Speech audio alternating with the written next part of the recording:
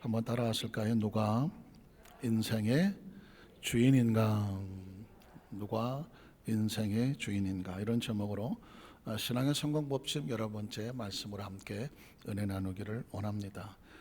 우리나라 사람들은 이제 설날 또는 이제 추석 할 때는 항상 떠오르는 단어가 귀향, 귀성, 그죠? 고향, 가족, 이런 것에 대한 간절한 소원이 있습니다. 그런데 이것은 사람만 그런 것이 아니라 동물들이 가지고 있는 본성 가운데서도 늘 그들의 뿌리와 고향에 대한 그리움이 있다. 그래서 나오는 단어가 수구, 초심, 수구, 초심 많이 들어보셨죠? 머리 숫자, 언덕 구자, 머리를 언덕에 두는 거예요. 근데 어떤 언덕이냐면 처음 초자와 마음 심자예요. 그래서 처음 마음이 있었던 것. 그러니까 여우도 세상을 떠날 때는 자기가 태어났던 그 굴을 향하여 머리를 언덕에 두고 죽는다. 그러니까 말 못하는 미물이지만 세상에 떠날 때에 그들은 자신이 태어났던 그 고향을 향한, 그 굴을 향한 본능적인 사모함이 있는 것이죠. 그런데 공중에 나는 새도 비슷하다고 합니다. 수구, 지정, 이 말은 뭐냐면 높이 나는 철새들도 결국은 어디로 돌아가느냐? 고향으로 가더라. 철새라고 하니까 여러 가지 계절이나 온도에 따라서 움직이는 것들이거든요. 그러나 결국은 어디로 가냐면 태어났던 고향을 찾아가기를 원하더라는 것이죠. 어쩌면 이런 모습들은 자연의 현상 속에서 그들의 본질적인 처음 출발했던 것을 사모하는 마음, 그리워하는 마음이 있어서 그런 것 같습니다. 명절이 되니까 더더욱 그렇죠. 또 설날에 고향을 찾아가기 어려운 상황이 되니까 더더욱 그런 마음이 강해지는 것 같습니다. 오늘 이런 시점에 하나님의 날을 맞이해서 그렇다면 우리 크리스찬들은 우리 영혼의 머리 둘 곳은 어딘가? 우리 영혼의 고향은, 마음의 고향은 어딜까? 그리고 우리 마음속에 우리는 어디에서 와서 무엇된 삶이며 어디로 가는지 이 모르는 상황 가운데 우리의 주인은 누구인가? 한번 따라하실까요? 우리 인생의 주인은 누구인가? 그 주인은 우리의 처음이거든요. 고향과 같고 뿌리와 같은 것이거든요. 이런 말씀으로 함께 은혜 나누기를 원합니다. 첫 번째로 에덴 동산에서 선포하고 있는 하나님의 주인 되심의 모습입니다. 에덴이라고 하는 것은 저도 말씀을 상고하다가 묵상하다가 보니까 에덴 동산에 선악과가 있었고 아담과 하와가 있었고 그런 스토리로 그냥 지나치는 아는 내용이 있었습니다. 근데 어느 날 제가 이 본문에서 눈을 떼지를 못하겠는 거예요. 왜냐하면 그 에덴이라고 하는 하나님의 최고의 축복의 장소에 아담과 하와라고 하는 최고의 작품이 있는 곳에 선악과라고 하는 하나님이 세우신 아주 중요한 메시지가 있는 곳에서 그곳에 외치고 있는 강력한 부르짖음이 제 귓전에서 사라지지를 않아요.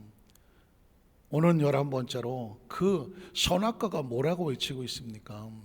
아담과 하와처럼 하나님의 주인 되심을 잃어버리지 말고 우리 여의도 순복음 안산교회 성도들은 하나님의 주인 되심을 가슴에 뼛속에 의식과 무의식에 새겨서 하나님 주신 축복을 절대로 놓치지 마라.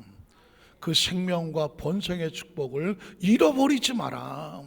이게 성경에서 외치고 있는 강력한 부르짖음입니다. 자, 창세기 1장 26절에 보면 하나님이 이르시되, 성경을 펼치면 흔하게 보는 단어가 하나님이 이르시되잖아요. 그런데 어느 날 갑자기 말씀을 묵상하는데 보니까 이게 무슨 뜻일까요? 하나님의 주인 되심의 선포입니다. 하나님의 성경 속에 하나님께서 끌어가시는 모든 내용은 하나님이 이르시되가 있는 거예요. 하나님의 이르시되가 있으면 나머지는 모두 하나님의 계획과 섭리 속에서 목적과 이유를 가지고 운행하시는 거죠.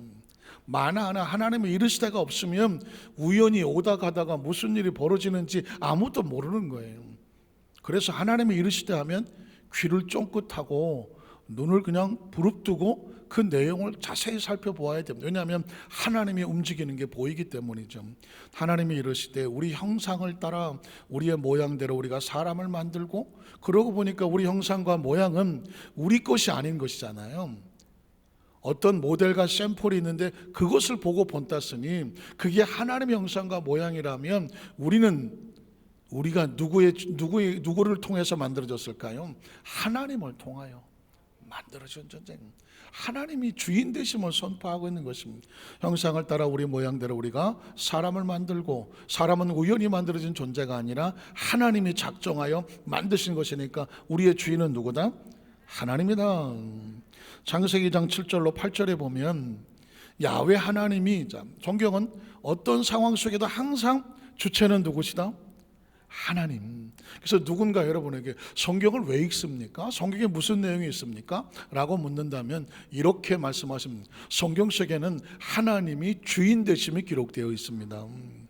하나님께서 우주 만물과 그리고 인간의 생사법과 모든 역사를 이끌어 가시는 그의 주인 되심이 선포되어 있다. 여러분이 성경을 읽을 때 이걸 어디서부터 어떻게 읽어야 되지? 무슨 내용이지? 라고 궁금하시다면 그 주제 하나를 정해 보십시오. 하나님의 주인 되심. 자, 그러면 야훼 하나님이 땅에 흙으로 사람을 지으시고, 그러니 사람은 하나님의 작품이고, 생기는 하나님 속에서 나왔으니까 우리 속에 들어왔더라도 하나님의 것이고, 사람이 뭐가 됐더라? 생명이 됐더라. 하나님과 교통하는 영적인 존재가 됐더라. 누구의 작품이죠? 하나님의 작품인 거예요.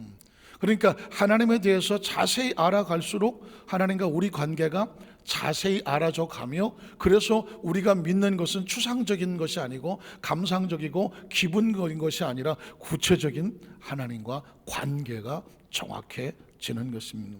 그 다음 절에 보면, 그래서 야훼 하나님이, 자 보십시오. 뭘 움직이면 그냥 하나님이죠.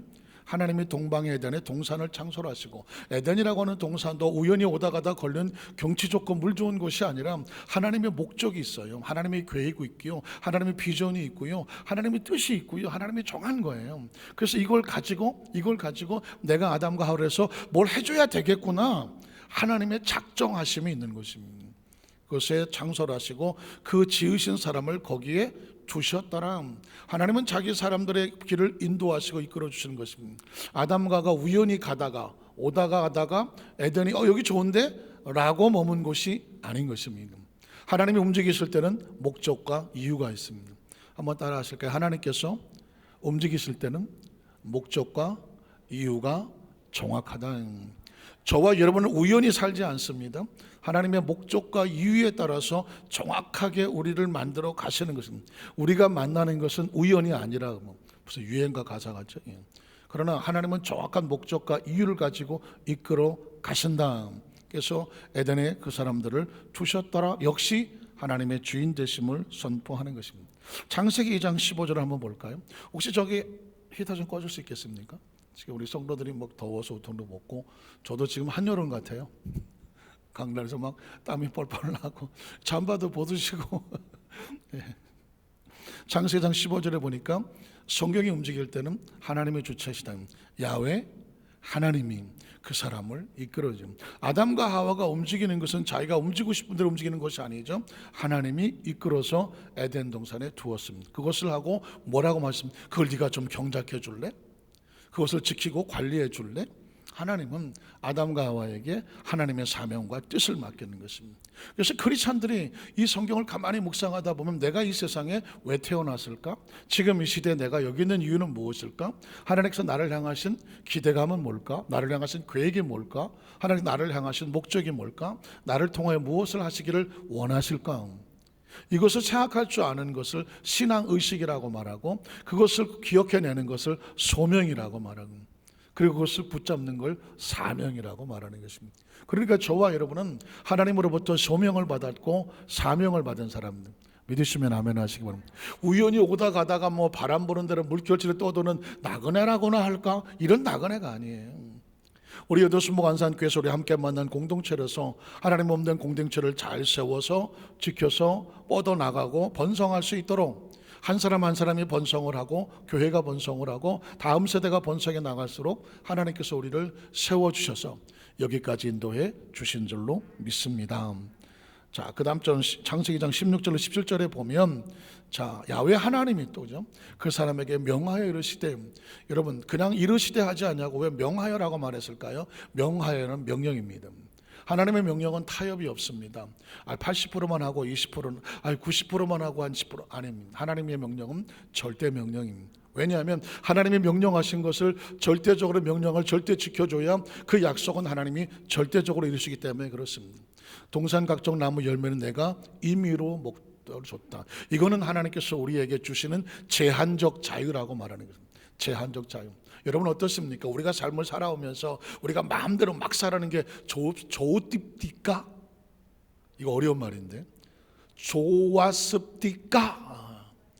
인생이라고 하는 것이 내가 하고 싶은 대로 내 기분대로 뭐 마음 내키는 대로 그냥 막 살면 좋을 것 같지만 이것처럼 위험한 것은 없습니다. 대한민국 국민은 자유의 자유 대한민국에 살지만 대한민국 헌법의 제한 속에서만 자유로운 것입니다. 헌법을 벗어나서 자기 마음대로 뭐 요즘 최근에 자꾸 뭐 음주운전 사고 나고 만취를 해서 차를 끌고 나가서 역주행을 해갖고 자기뿐만 아니라 애매한 사람들을 막 진짜 안타깝게도 막 부딪혀서 죽게 하고 이런 상황을 볼 때마다 이게 왜 이런 일이 벌어집니까? 자기는 자유한 거예요. 음주운전을 하고 자기 운전대 자기가 잡았는데 누가 뭐라 그래? 사랑하는 성도 여러분, 그러나 이미 그것 자체가 살인 병기가 되고 살인 모기가 되고 역주행을 했다는 얘기는 법을 어겼다는 것이고 누군가를 죽일지 모르는 위험 속에 박힌 거잖아요. 그래서 자유라고 하는 것은 제한적 자유, 허용된 자유만이 가능한 것이죠. 그래서 여러분 에덴 동산 하나님은 아담과 하와에게 제한되고 허용된 자유를 주었습니다. 그런데 그 다음 절에 보면 선악을 알게 하는 나무 열매는 먹지 말라. 이건 금지된 자유입니다. 우리에게 자유가 있지만 해서는 안 되는 자유가 있는 것이죠. 중앙선 넘으면 안 되는 것이고, 술 먹고 운전대 잡으면 안 되는 것이고, 신호등 지켜줘야 되는 것이고, 역주행하면 안 되는 건 하나님의 나라 속에서 반드시 금해지는 것은 뭐냐면 선악을 알게 한 나무 열매는 먹지 말라, 따서 손대서 그것을 훼손하지 말라.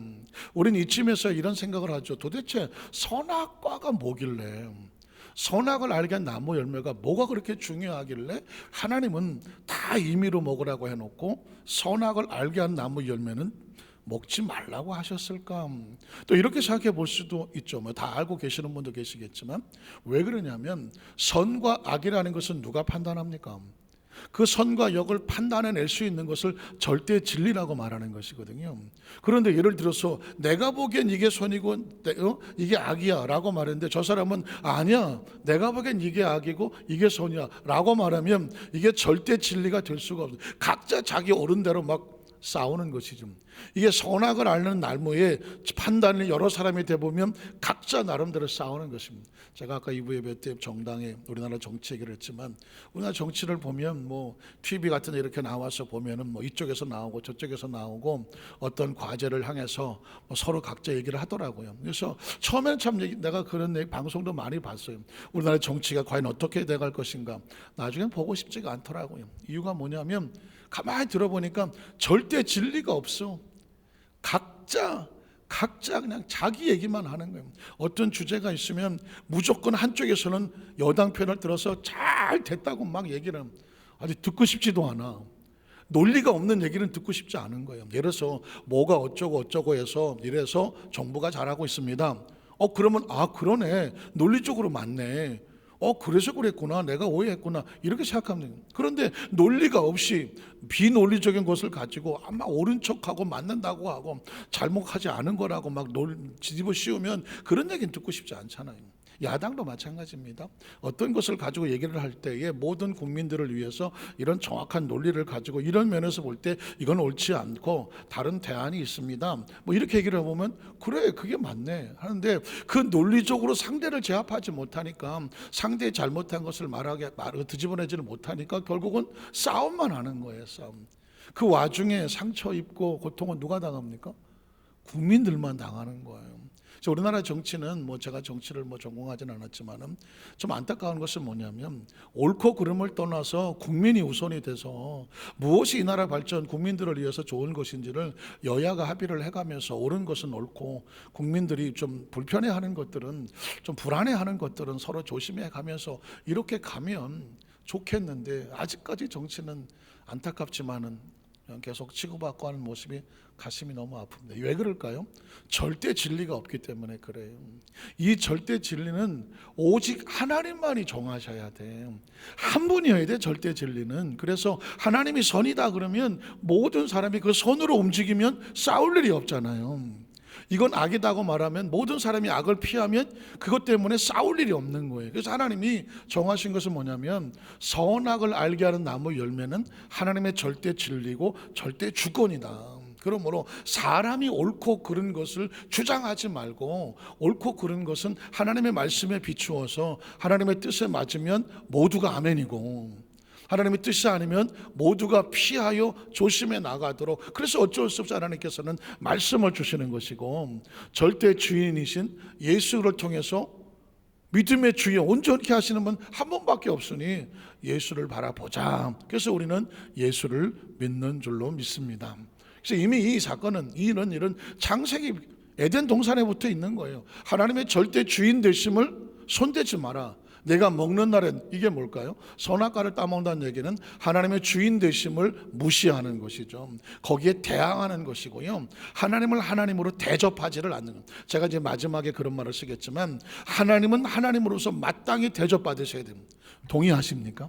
믿으십니까? 창조주는 창조주로 대접을 받으셔야 돼. 예우를 해야 돼요. 하나님이 우리 발밑에 있을 존재가 아니죠. 하나님을 무시할 존재가 아니라니까요. 감히 피조물이 하나님 어떻게 하나님에 대해서 왈가왈부하며 평가하며 비판하며 조롱하며 감히 하나님의 거룩한 이름을 훼손할 수가 있겠습니까? 그러니까 하나님이 하나님으로서 예우받아야 마땅한데, 선악과를 따먹는다는 얘기는 하나님의 말이 무시가 되죠. 하나님의 존재가 무시가 되죠. 하나님의 예우가 무시되는 거죠. 그러니 어떻게 돼요? 하나님과 분리되니까 뭐 할 수밖에 없죠? 죽을 수밖에 없는 것입니다. 죽음이란, 여러분, 우리가 생각하는 것 중에 어떻게 생각하십니까? 죽음은 아주 간단합니다. 영과 육이 분리되면 죽음입니다. 그래서 이 이스라엘 백성들의 사고는 뭐냐? 죽음이란 뭐냐면 분리가 죽음이에요. 분리. 영과 육이 분리되면 더 이상 육은 영혼이 없으면 작동을 안 하잖아요. 육체 자체가 아무리 기가 막힌 기능을 가지고 있다고 할지라도 영혼이 떠나면 육체는 스스로 작동하지를 못합니다. 영이 살아야 육도 살아 움직이는 거거든요. 영혼 육이 분리가 되면 죽었다고 말하는 것이거든요. 인간관계는 그렇게 죽었다고 말하지만, 하나님과의 관계는 하나님의 주권을 무시하고 하나님과 관계가 깨어지면 육이 살아 움직이더라도 그 사람을 뭐라고 말하냐면 죽은 영혼, 죽었다고 말합니다. 하나님께서 너와 나의 관계가 깨어지면 너는 죽은 존재야, 이렇게 말하고 있는 것입니다. 그러니까 성경을 제가 가만히 보니까 성경은 무슨 얘기를 하고 싶어 하냐면 하나님의 하나님 되심, 하나님의 주인 되심을 선포하는. 이게 왜 중요하냐면 하나님을 주인의 자리에 앉혀 놓아야, 주인 의식이 있어야 우리가 그 주인의 말씀을 절대 진리로 따라가야 우리의 삶이 형통해지거든. 하나님은 이쪽 길로 가세요, 나는 이 길로 갈게요 하는 사람은 절대로 그 길이 형통할 수가 없습니다. 그래서 성경에 있는 모든 축복의 비전은 창대하고 왕성하고 번성하고 형통하되, 그건 뭐냐면 하나님의 정하신 길로 따라갈 때였습니다. 여러분 보십시오. 노아가 하나님의 선택을 받아서 그 홍수 가운데 방주를 짓습니다. 선택하신 분은 하나님입니다. 노아가 시험 봐서 붙은 거 아니고요. 하나님이 선택하신 것은, 노아는 하나님이 선택했고요. 그 홍수 심판 가운데 건져내시려고 방주를 지으라고 명령하신 분도 하나님이고요. 방주를 지을 때까지 기다려주신 분도 하나님이에요. 이게 중요하지 않습니까? 노아가 방주를 다 지을 때까지 홍수는 시작되지 않았습니다. 방주가 다 지어져야, 하나님의 사람들이 구원받을 준비가 돼야 그 다음에 홍수가 시작되는 거거든요. 홍수가 있는 동안에도 방주를 지키신 분은 하나님이셨습니다. 홍수가 다 끝나고 물이 마르고 난 다음에 방주의 문을 열게 하신 분도 하나님이고, 그 방주에는 노아의 자손들 하나님 앞에 제단을 쌓고 제물을 올렸을 때 예물을 받으신 분도 하나님이시고, 다시는 물로 심판하지 않겠다고 약속하신 분도 하나님이고, 아브라함을 불렀을 때 아브라함이 하나님 앞에 시험 받나요? 아닙니다. 하나님이 아브라함을 선택하셨습니다. 그리고 여러분 잘 아시는 것처럼 뭐라고 말합니까? 네가 본토 친척 아비 집을 떠나서 이제부터는 내가 내게 뭐하는, 지시하는, 하나님이 인도하시겠다는 거죠. 이 말을 아주 단순하게 말하면 이제부터는 내가 너의 주인이다. 한번 따라 하실까요? 이제부터는 내가 너의 인생의 주인이다. 예수님을 구주로 믿으면 아멘 하십시오. 이건 시대를 초월해서 주님이 나의 주인이십니다, 하나님이 나의 주인이십니다, 이 고백이거든요. 여기서부터 크리스찬은 시작되는 겁니다. 여러분 아브라함은 이삭도 마찬가지야. 너 아브라함처럼 축복해 줄게. 야곱 네가 어디로 가든 내가 너의 길을 같이 가줄게. 네가 허락한 거 다 이룰 때가 내가 떠나지 아니할게. 하나님이 주인인 거죠. 요셉에게 꿈을 꾸겠는데 하나님이 주인인 거죠. 하나님이 함께 하셔서 그 얘기를 형통케 하셨더라. 모세도 마찬가지죠. 80년 된 그 모세를 데리고 이스라엘을 이끌게 하신 것도 하나님입니다. 성경 속에 쭉 흐르는 모든 인물들, 믿음의 선배들은 모두 다 하나님의 축이었어요. 하나님을 축 주인으로 삼고, 콤파스 알죠? 축이 있으면 삥 돌리면 원이 되어지잖아요. 원이. 축이 있으면 돌리면 원. 그 안에서 움직이는 사람들이 하나님의 사람들인 것입니다. 그런데 이 축이 없으면 원이 안 되고 갈팡질팡, 우왕좌왕 왔다 갔다 천방지축. 가만히 생각해 보십시오. 저와 여러분이 이때까지 삶을 살면서 내 인생은 하나님이 축이 돼서 아름다운 원을 그리며 그 안에 살아왔나? 아니면 이 축을 잊어버리니까 뭐 여기 가서 동그라미 저기 가서 동그라미, 지나온 삶에 부끄럽기가 짝이 없지 않습니까? 최근에도 가만히 하나님께 기도하면서 지나온 삶을 이렇게 기다리면서 하나님 저의 부족함을 용서해 주시고 불쌍히 여주시고 진짜 그 축을 잘 몰라서 이리저리 흔들렸던 것을 용서하여 주시옵소서. 문득문득 하나님 앞에 그런 지나간 문득문득 생각나는 것들도 또 회개하게 되더라고요. 이유는 뭔지 아십니까? 그 회개를 통해서 앞으로 삶은 축을 잃어버리지 않게 하여 주시옵소서. 제가 운전하다가 CBS 방송을 가끔씩 듣는데 최근에 이상한 경험을 하나 했습니다. 보통은 뭐 음악도 나오고 멘트 나오고 하는데 그날 한 며칠 된 것 같아요.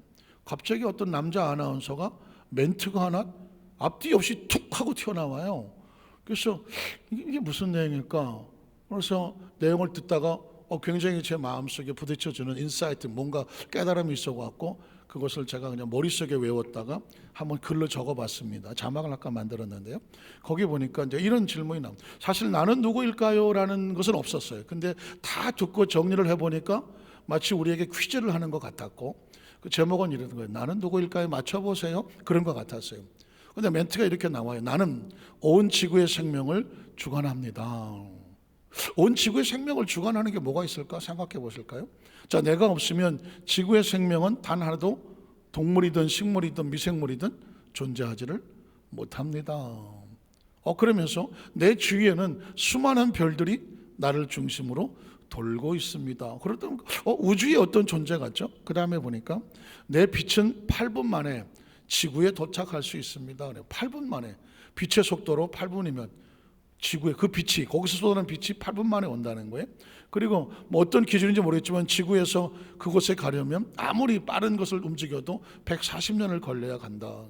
그러면서 나는 엄청난 빛과 엄청난 열과 엄청난 폭발력을 가지고 있습니다. 그러니까 뭔가 거대한 존재인 것만은 확실하죠. 이쯤 되면 눈치채겠죠. 이게 뭘까? 뭐 같아요?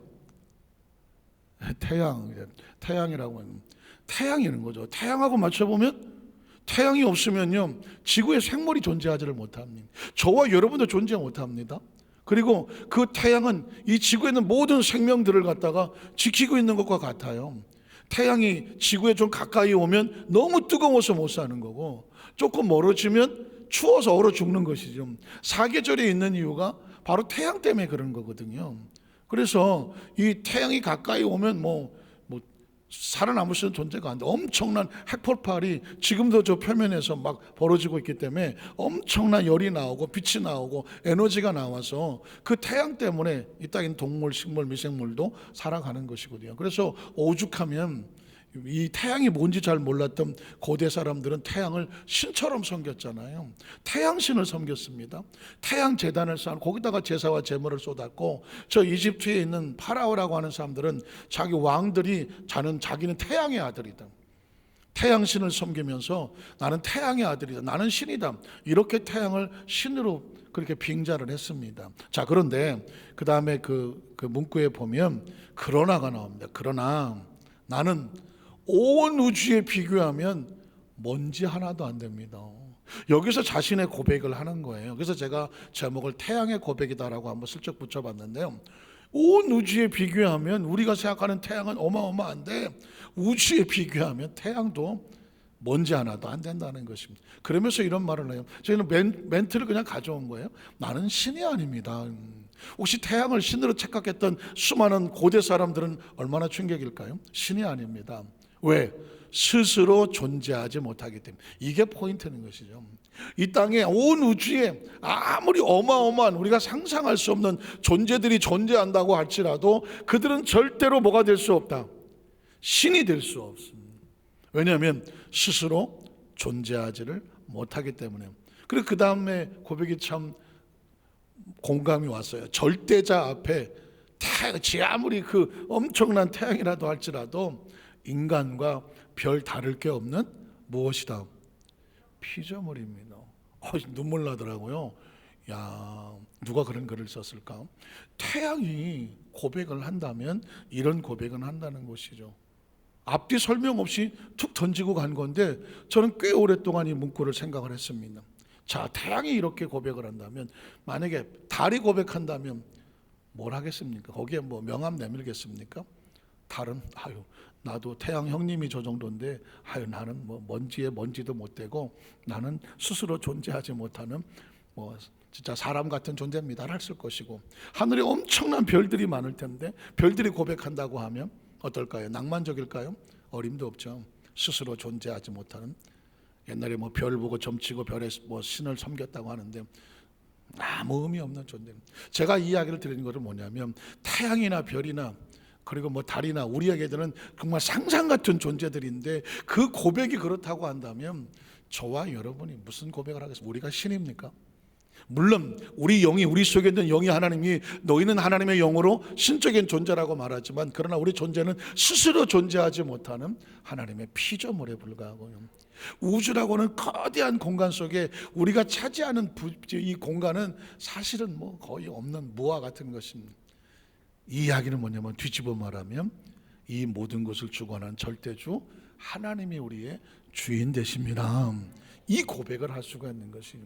그래서 선악과는 우리에게 그걸 외치고 있는 것이고, 그러면 그 다음 두 번째는 뭐냐면 성경이 선포하고 있는 하나님의 주인 되심을 한번 살펴보는 거예요. 이건 오늘 예수님의 비유 속에 나오는 것입니다. 누가복음 12장 13절로 15절에 보니까 무리 중에 한 사람이 이르되 예수님 앞에 나와서 뜬금없이 이렇게 합니다. 선생님, 내 형을 명하여 유산을 나와 나누게 해주십시오. 아마도 부모님이 돌아가시고 유산을 남겼는데 형과 동생이 있었던 것 같아요. 그런데 나누어진 유산이 공평하지가 못했던 것 같아요. 만약에 3분의 1, 3분의 1, 3분의 1이라면 형이 3분의 1을 가져가고 동생이 3분의 1을 가져갔던 것 같아요. 이유가 뭐냐면, 이 이스라엘의 풍습은요, 장자에게는 2배를 가져가도록, 장자권의 축복이 있어서 그 장자가 2배를 가져가도록 되어 있습니다. 그러니까 장자가 2배로 가져가는 것은 마땅하지만 차자 입장에서 볼 때, 둘째 입장에서 볼 때는 좀 억울하잖아요. 누구는 똑같은 자식인데 2배를 가져, 나는 뭐 1배밖에 안 주니까 서운할 수가 있을 수 있겠죠. 그러나 법적으로는 맞는 거거든요. 자, 그래서 서운했던지 예수님한테 와서 내 형에게 유산을 좀 나한테 더 나눠주게 하십시오라고 말을 합니다. 그랬더니 예수님께서 이르시되, 이 사람아, 누가 나를 너희의 재판장이나 물건 나누는 자로, 그런 자로 세웠느냐. 예수님의 사역은 따로 있는 것이죠. 그러면서 이렇게 말씀합니다. 그들에게 이르시되 삼가 모든 탐심을 물리치라. 탐심은 뭘까요? 합법적인 욕심, 합법적인 마음을 넘어서는 게 탐심이죠. 만약 형이 2배를 가져가고 동생이 1배를 가져가면 합법적인 거예요. 그런데 거기서 왜 형만 더 가져가? 형인 것 좀 내놔라고 말하면 법에서 어긋나니까 탐심이 되는 거죠. 합법적인 것을 넘어선 마음. 그래서 삼가 모든 탐심을 물리쳐라. 그러면서 하시고 싶은 얘기가 뭐냐? 사람의 생명이, 이거는 밑줄을 쳐놓고 평생 기억하셔야 돼요. 사람의 생명이 그 소유의 넉넉함대 있지 아니하더라. 뒤집어 말하면 사람의 생명이라고 하는 것은 사람이 가지고 있는 소유, 그것이 재산이 됐든 재물이 됐든 권력이 됐든 어떤 재능이 됐든 그 어떤 것을 가지고도 사람의 생명이 지켜지지 않는다는 것입니다.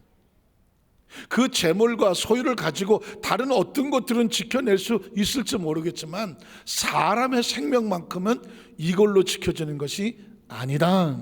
엄청난 선을 하는 것입니다. 그러면서 이제 예수님께서 비유를 말씀하죠. 뭐라고 말하냐면, 자, 또 부의로 그들에게 말하 이르되 한 부자가, 자, 부자라고 하면 소유가 넉넉했으니까 부자라고 말하겠죠. 그 밭에 소출이 풍성했어. 부자인데 농사도 더 잘 됐어. 그래서 그 다음에 보면 심중에 생각하기를, 혼자 생각하는 겁니다. 이르되 내가, 잘 보십시오, 내가 곡식 쌓아둘 곳이 없어. 이런 행복한 고민이 어디 있습니까? 내가 주인이 됐는데 그럼 어떻게 하지? 하다가 그 다음 절에 보면 이르되 내가 이렇게 하리라. 지금 예수님은 의도적으로 부자가 말하는 의도를 말하고 있습니다. 내가 어떻게 할까? 내가 이렇게 하리라. 이 이야기는 뭘까요? 누가 주인이죠? 내가 주인이야. 내가 내 마음대로 할 수 있어. 내 생명이든 내 운명이든 내 팔자든 내 미래든 내가 마음대로 할 수 있어. 그래서 내가 이렇게 할 거야. 자, 이 곡간도 누구 거예요? 내 곡간이야. 내 곡간을 헐고 더 크게 새로운 내 곡간을 짓고, 그 다음에 이 곡식은 누구 거예요? 내 모든 곡식과 물건을 내가 거기다가 쌓아주면 돼. 그러면 어떻게 될까요? 그 다음 절을 보면 또 내가 그냥 누구 영혼? 내 영혼이라고. 이 부자가 엄청난 착각을 합니다. 영혼도 내 거라고 생각해요. 내 영혼을, 내가 이르되 내 영혼아, 여러 해. 자, 이 부자는 생각하기를 이 여러 해 앞으로 넉넉하게 걱정할 것 없이 내 생명의 수완이 여러 해 동안 계속 펼쳐질 거라고 생각합니다. 여러 해 술권을 많이 쌓아두었으니 어떻게? 내 영혼아 평안히 쉬고. 평안을 내가 만들 수 있다고 생각합니다. 먹고 마시고 즐거워하자. 이건 이제 부자가 그렇게 마음을 시작해요. 이제 나는 걱정 끝, 행복 시작이야. 난 이제 뭐 부러울 게 없어. 이 정도면 내 인생은 평안하지 라고 말했습니다. 자, 그랬더니 그 다음 절에 보면 누가 등장을 합니까? 부자가 까맣게 잊어버렸던, 부자가 말하는 얘기 가운데 단 한 번도 언급하지 않았던, 내가 하는 동안에 한 번도 나오지 않았던 누가 등장합니까? 하나님은 이렇게 말하고 있는 것입니다. 부자가 지금 땅에 있는 물건을 보고 와, 내가 막 이러는 사이에 머리 위에 있는 누구를 기억 못한 거예요? 하나님을 기억 못한 거예요. 예수님은 지금 이 부자에게 하나님의 존재를 일깨워 주고 있는 것이죠. 하나님은 이르시되 어리석은 자. 뭐가 어리석을까요? 눈앞의 것만 보고 머리 위에 하나님이란 존재가 있는지를 인식하지 못하는 자를 뭐라고 말한다? 어리석은 자요. 그러면 오늘 밤은 누가 정합니까? 머리 위에 하나님이 정하시는 것입니다. 머리. 이게 인간의 한계인 거예요.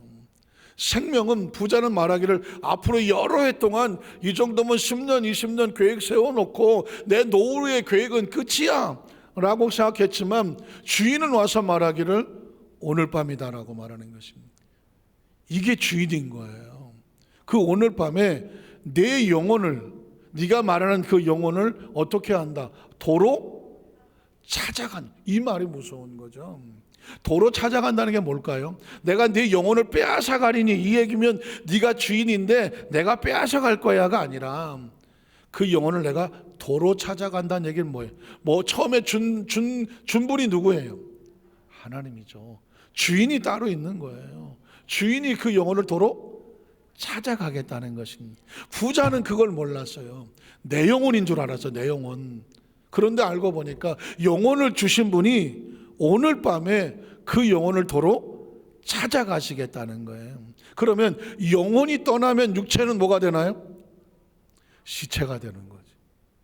영혼이 떠나면 육체는 시신이 되고 시체가 되는 거예요. 아까 말씀드렸죠. 영혼이 떠나면 육체는 죽음을 맞이한다는 것이죠.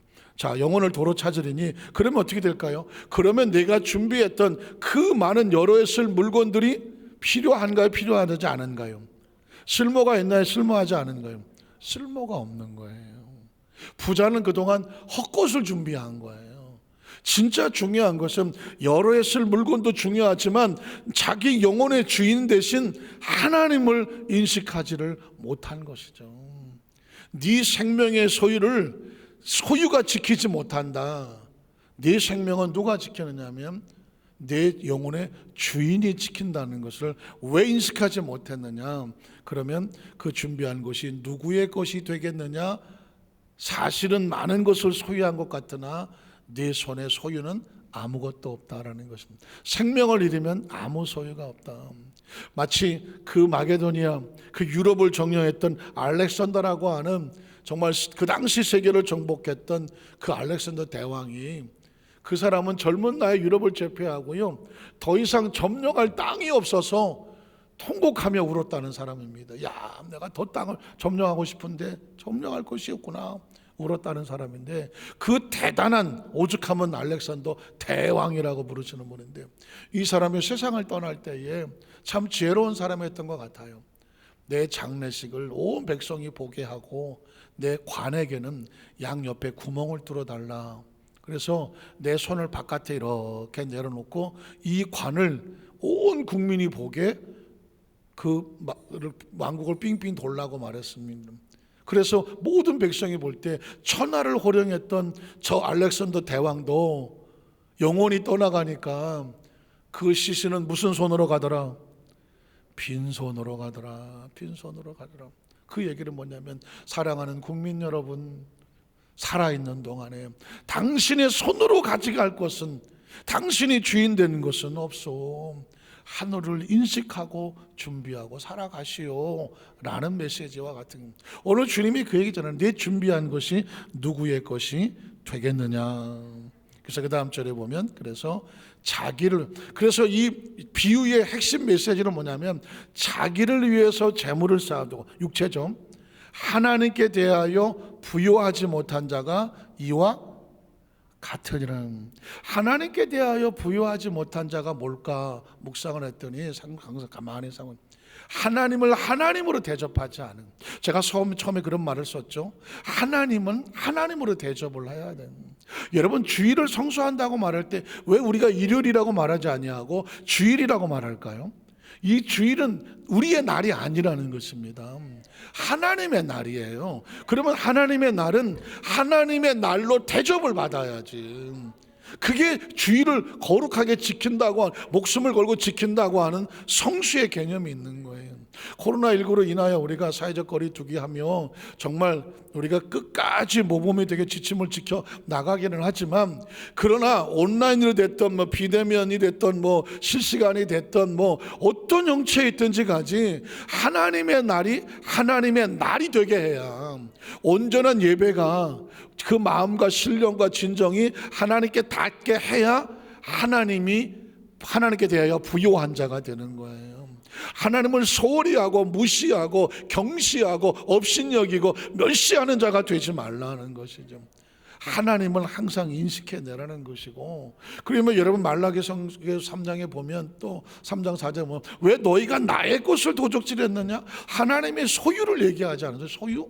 거기서 말하는 11조와 감사 예물도 하나님의 것이 하나님 것 되게 하라는 것이거든요.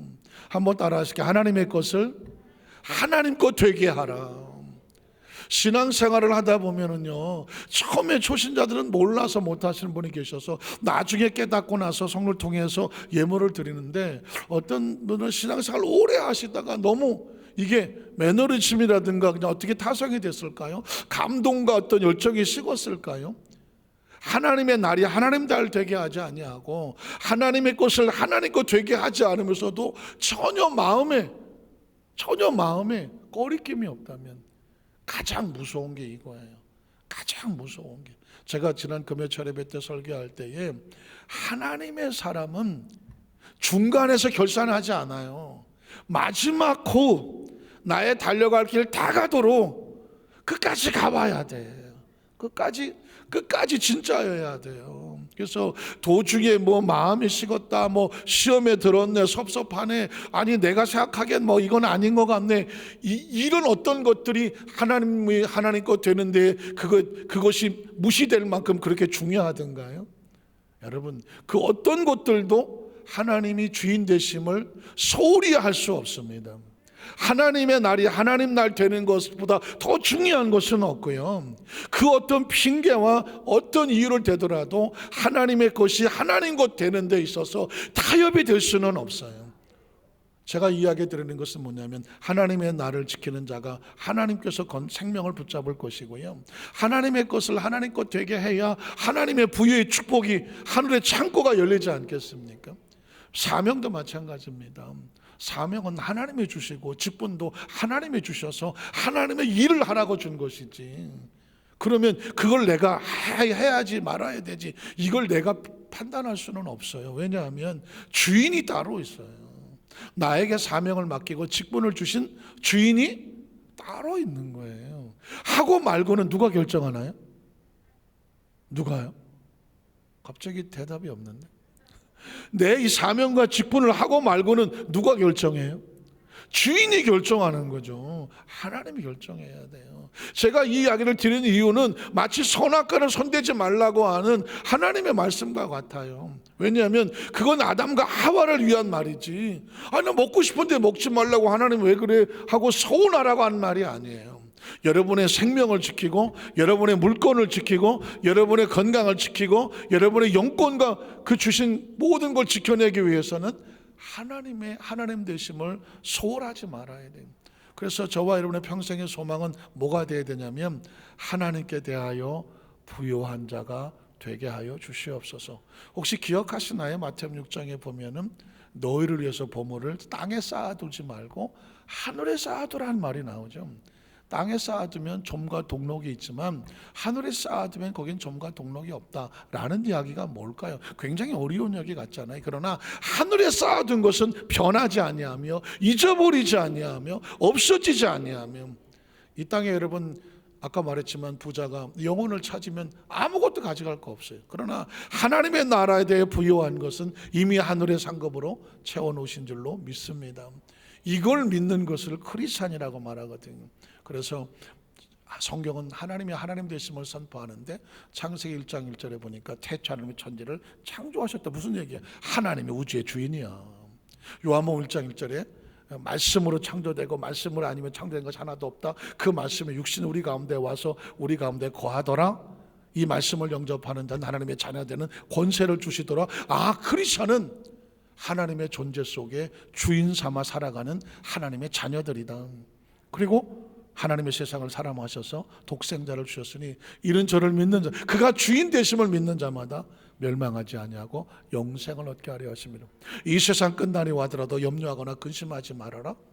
하나님을 믿으니 또 나를 믿어라. 내가 아버지께 가서 처소를 예비하면 내가 다시 와서 너희를 내게로 영접하여 나 있는 곳에 영원히 있게 하리라. 여러분, 이 말이 얼마나 중요한지 몰라요. 어차피 부자가 그랬던 것처럼 저와 여러분에도 오늘 밤이라는 시간을 맞게 될 거예요. 당장 오늘 밤은 아니더라도 언젠가 우리 앞에 오늘 밤이라고 하는 육신의 옷을 벗는 날이 올 거라고요. 그때 중요한 것은요, 아파트도 아니고 땅도 아니고 지금 중요한 건 뭐냐면 하늘의 집인 거예요. 제가 무슨 세상에 있는 재물과 이 부분을 무시하자는 얘기가 아니라 하늘에 있는 영원한 집에 대한 인식과 준비가 필요하다는 것이, 그때는 아무것도 없어요. 그거밖에 없는 거거든요. 저는 이게 얼마나 감사한지, 제가 지난 그 몇 차례 뵐 때 조영기 목사님 사모님이시고 또 우리 한세대 총장 하시던 김성애 총장님이 지난 목요일날 오후 2시 한 10분 쯤에 하나님의 부르심을 받고 서천하셨다라고 하는 이제 말씀을 차례 뵐 때 드렸습니다. 이미 벌써 언론에 다 보도가 됐고 아시는 분들은 아셨겠지만 차마 입에서 제가 우리 성도님들에게 문자라도 또는 다른 어떤 교구장터에서 그냥 하더라도 그거를 이렇게 전달해 드리기가 제 마음이, 제가 총장님을 못 보내드려서 그런 것 같아요. 입에 띄우기가 조금 마음이 안타까워서 하루 종일 많이 힘들었고, 그리고 이제 금요일 오전에 장례식장에 가서 조문을 하고 그 영정을 못 보겠더라고요. 얼마나 내가 눈물을 많이 흘렸는지. 그리고 집사람하고서 이제 자녀분들 이제 인사하고 그리고 돌아오는데 그날도 너무 힘들었어요. 그래서 저녁 철회 예배도 제가 그 전에 사도행전 말씀했던 거를 다음 주에 하기로 하고, 총장님께서 평소 늘 입술로 고백하셨던 시편 81편 10절에 내 입을 넓게 열라 내가 채우리라. 그 본문을 가지고 말씀을 하면서 사실은 김성희 총장님 추모와 같은 마음으로 성도들과 예배를 드린 거예요. 그동안 총장님과의 관계 속에서 총장님과 있었던 많이 배웠고 훈련받았던 것, 또 총장님한테 받은 은혜, 이런 것들을 기억하고 총장님께서 작곡 작사하셨던 곡을 성을 같이 불러드리고 싶더라고요. 불러드리고 싶었어. 그래서 총장님, 그러면서 제 마음속에 그냥 상투적인 언어가 아니라 툭 하고 나온 얘기가 뭐냐면, 총장님 이 땅에서 너무 많은 수고하셨잖아요. 옆에 지켜봐서 알거든요. 너무 많은 수고하셨잖아요. 이제는 천국에서 주님이 예비하신 곳에서 편히 쉬세요. 편히. 그런 말이 나오더라고요. 편히 쉬세요. 그렇구나. 이 땅에 정말 몸이 부서져라고 헌신한 하나님의 사람들에게 편히 쉴 곳이 있다는 것이, 이게 귀한 거구나. 그러면서 계속 그랬어요. 총장님 노고를 너무 애쓰셨는데 편히 쉬세요.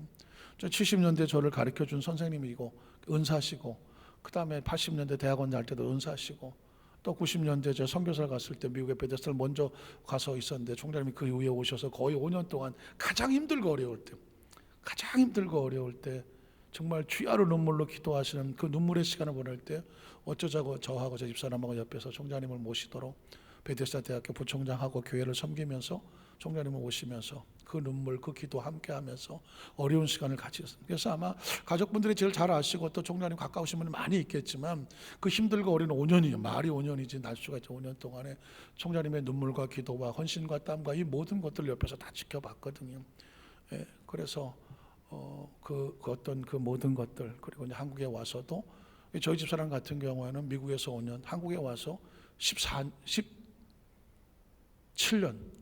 그러니까 거의 22년을, 지금도 이제 아산에 있는 그 총장님이 이사장으로 있는 고아원 원장이든, 저희 집사람이 목회자 사모이긴 하지만 사실상 고아원하는 것은 무슨 우리가 다른 것이 아니라 총장님의 사역을, 조 목사님의 사역을 같이 돕기 위해서 명령을 받았기 때문에 지금 하는 거거든요. 그게 벌써 17년 됐어요.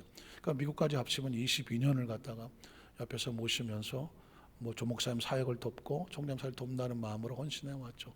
그러니 거의 가족과 같죠. 저희 입장에서는 부족하지만 그렇게 의지하고 그렇게 뒤에서 기도하던 저희가 총장님 떠나신다고 한 말을 들으니까 마음이 너무 무거워서 견딜 수가 없고 이제 그런 심정이었죠. 그래서 제 마음속에 이제 우리 총장님께서 그렇게 천국에 가시는 마음을 놓아드리기가 이렇게 쉽지 않은 거구나 하면서 그나마 위로와 소망이 됐던 것이 천국에서 편히 쉬세요. 왜냐하면 겉으로 보는 김성희 총장님은 사람들 잘 모르셔요. 그 속에서 얼마나 땀 흘려서 베데스다 대학은 베데스다대로, 한 세대대로 하여튼간에 하나님의 나라를 헌신하시고 애쓰시려고 거의 몸이 부서져. 한 가지 예를 들면서 인도네시아 베델 교회라는 곳에 가서 영어 설교를 7번을 총장님이 하시게 되는데 저한테 부족한데 불구하고 4번을 영어 설교를 하라고 맡겨주시는 거예요.